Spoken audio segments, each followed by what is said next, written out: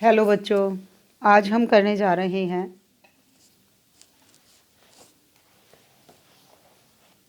कविता जो ठोकर खाते हैं। कविता का शीर्षक है जो ठोकर खाते हैं और इस कविता के रचनाकार हैं लीलाधर जगुड़ी जी। लीलाधर जगुड़ी जी की ये एक ऐसी कविता है जो हमें निरंतर आगे बढ़ने की प्रेरणा देती है और साथ ही यह कविता हमें समझाती है कि वही व्यक्ति आगे बढ़ पाता है अपने जीवन में जो वास्तविकता में ठोकर खाता है, जो ठोकर खाकर संभलता है। तो जो व्यक्ति ठोकर खाता है वही अपनी मंजिल की ओर और तेज गति से आगे की ओर बढ़ जाता है।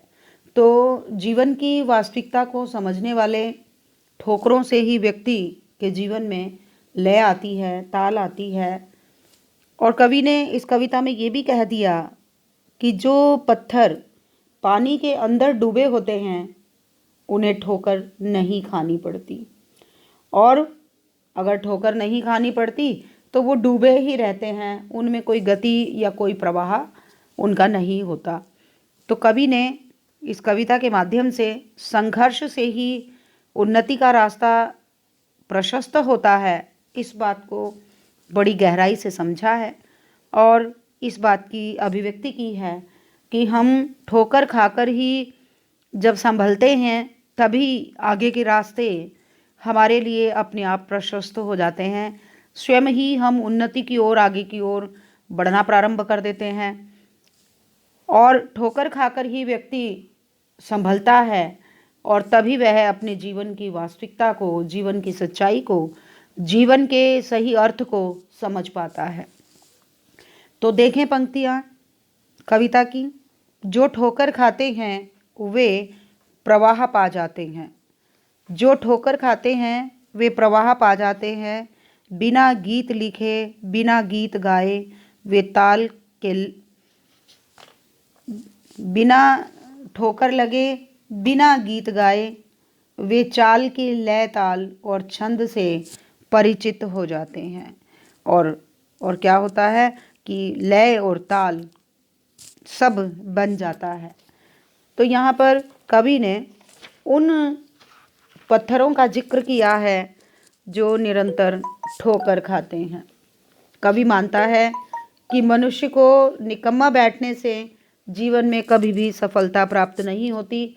उसे उसे आगे बढ़ने के लिए संघर्ष करना ही पड़ता है। जो ठोकर खाते हैं गति उन्हीं को मिलती है, प्रवाह उन्हीं को मिलता है।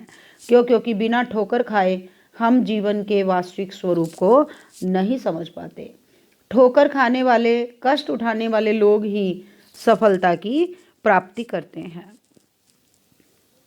बिना गीत लिखे, बिना गीत गाए, और वे बिना गीतों की रचना किए और बिना उन्हें गाए हुए ही जीवन को लय, ताल और छंद से परिचित हो जाते हैं।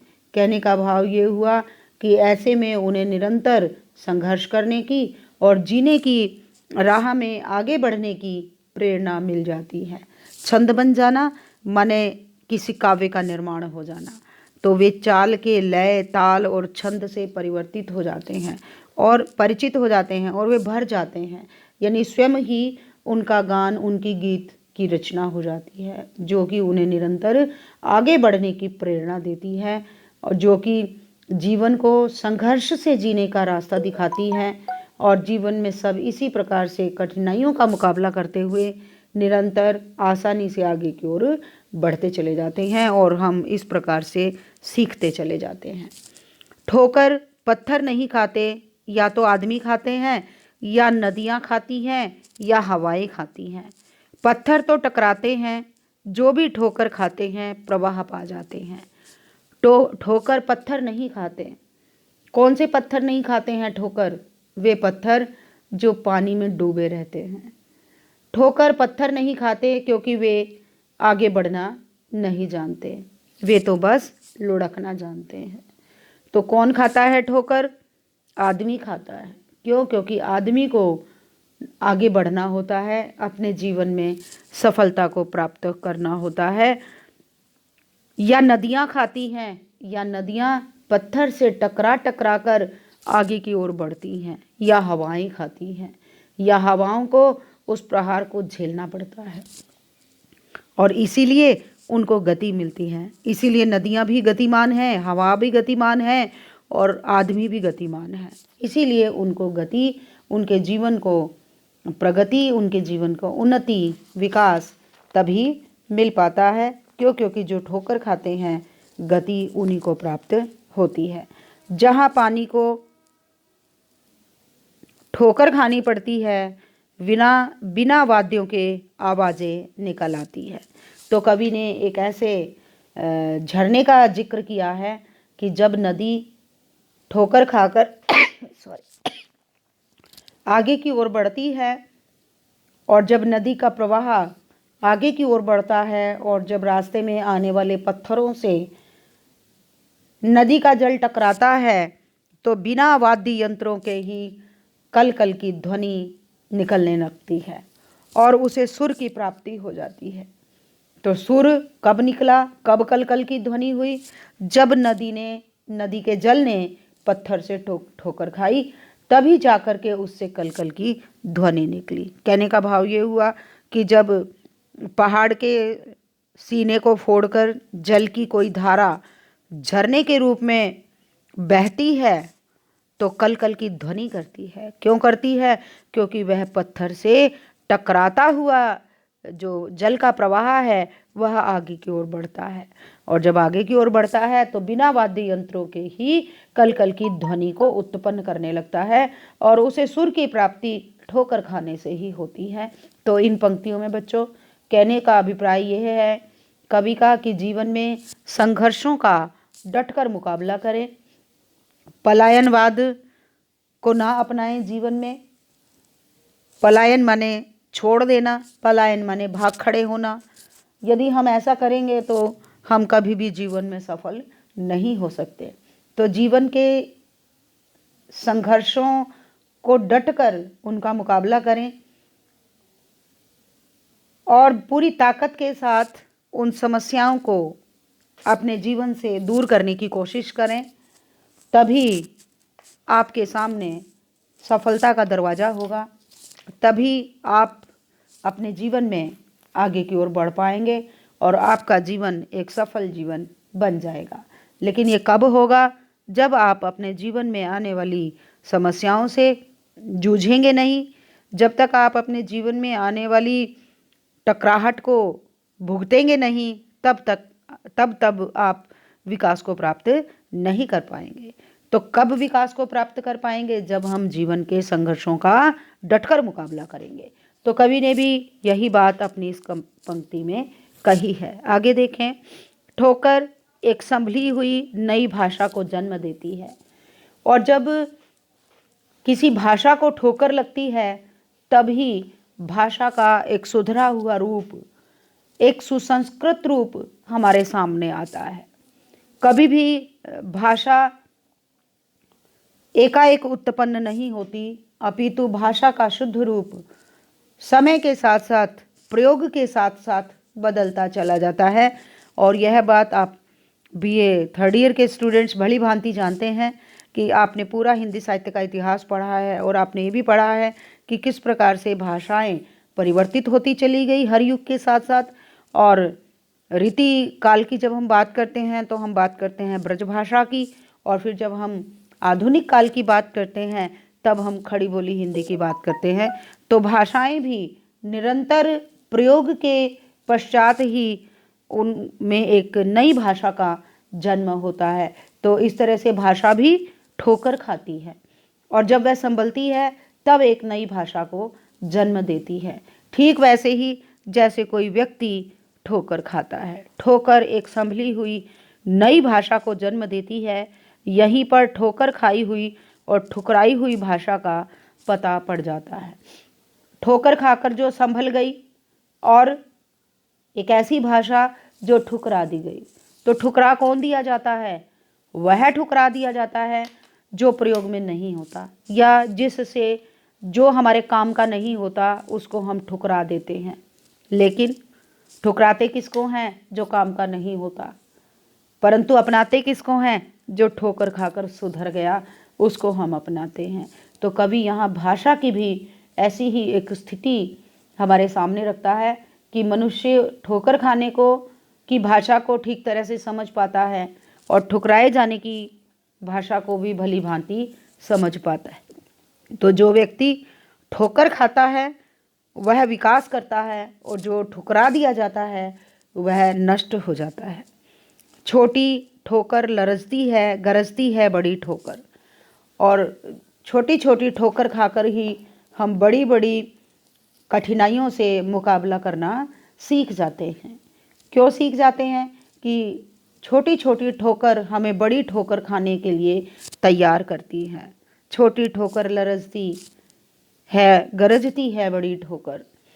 कि जब किसी को असफलता या अपमान की छोटी ठोकर लगती है तो वह शर्माती है, धीरे धीरे गति करती है, लेकिन वही बड़ी ठोकर बनकर शांत नहीं रहती बल्कि गरजती है। और जब हमें एक बड़ी ठोकर लगती है तब हम ठोकरें खाना सीख जाते हैं और हम उनका डटकर मुकाबला करते हैं।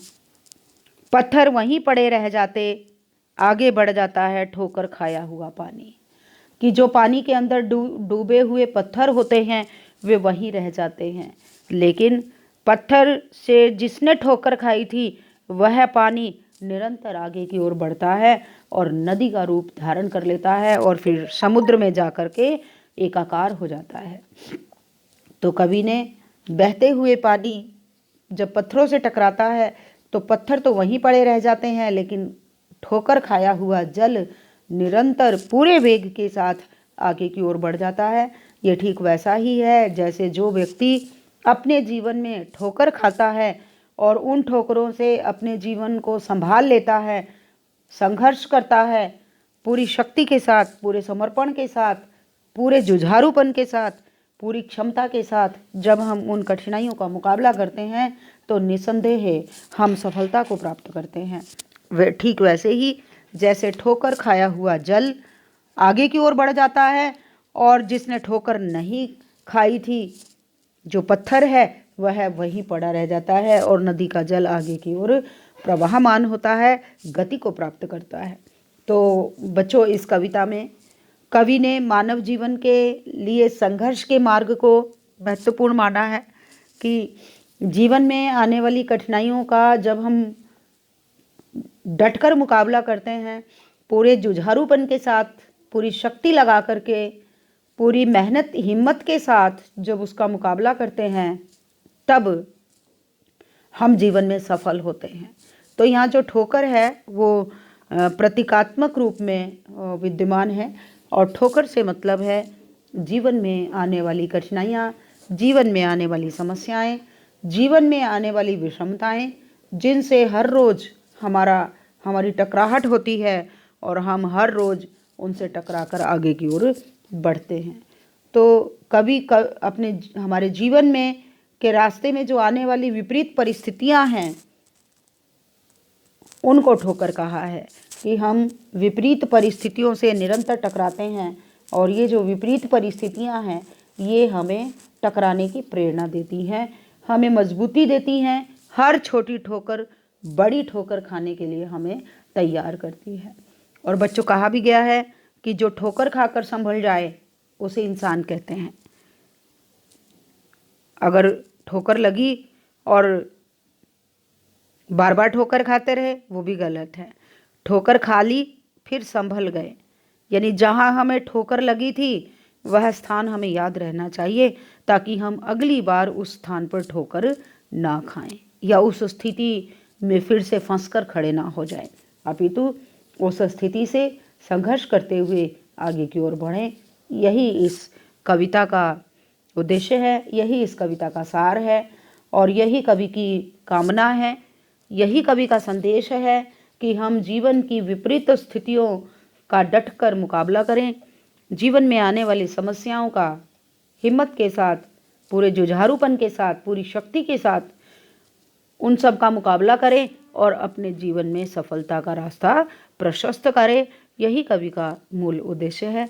तो बच्चों, आप सभी इस कविता को ध्यानपूर्वक पढ़ें और समझें। ये लीलाधर जगुड़ी जी की एक कविता है जो मैंने आपको करवाई है। ये हमारे 7वें कवि हैं और बच्चों, मैंने कोशिश की है कि एक जैसे भावों की जो कविताएं हैं वो एक के साथ एक करवाई जाए, ताकि बार बार आपको पता चल जाए कि किस किस कविता का भाव लगभग मिलता जुलता भाव है। Okay, all the best.